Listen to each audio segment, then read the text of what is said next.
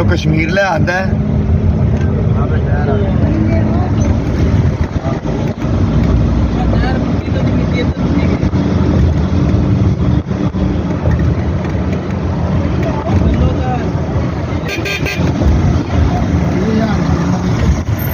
ये बल्लो की है, बल्लो की दी नहर है।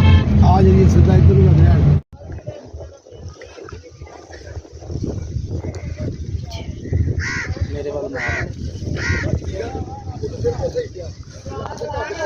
Hallelujah, praise the Lord. जैसे कि आप सब जानते हैं कि क्रिसमस की आमद है, तो हमारी मिनिस्ट्री ने ये सोचा कि हम उन लोगों के लिए जो कि गरीब हैं, जो कि भट्टा मजदूर हैं, जो भट्टे पर काम करते हैं, उनके लिए हमारी मिनिस्ट्री ने ये फूड भेजा है कि हम जाकर गरीब लोगों, मस्कीन लोगों को दे सकें। क्योंकि कलाम में भी लिखा है कि जो मस्कीनों का ख्याल रखता है वो खुदावंद कहता है कि वो मुझे कर्ज देता है। तो हमारी मिनिस्ट्री ने ये सोचा कि हम उन लोगों को राशन दें जो कि गरीब हैं, जो कि भट्टा मजदूर हैं। तो हम इस वक्त भट्टा पर पहुंच चुके हैं और हमारी गाड़ी है जो कि जिसमें राशन है, और हमारे सीनियर पास्टर भी यहाँ पर, पास्टर आशिक हमारे सीनियर पास्टर हैं, वो भी यहाँ पर मौजूद हैं। तो हम आए हैं।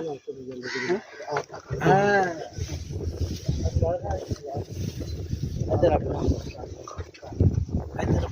बंदे देखिए अंदर बंदे ही फाड़ लेते।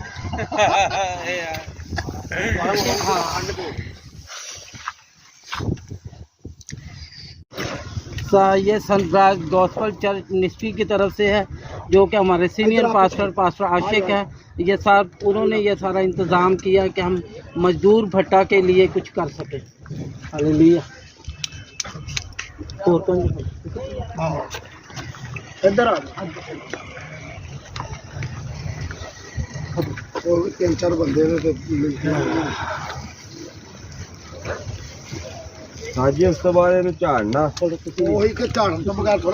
मेरे अजीज़ों, इस वक्त हम गाड़ी में से ये सामान निकाल रहे हैं ताकि हम जो भट्टा मजदूर हैं जो यहाँ पर काम करते हैं, हम उनको ये राशन दे सकें।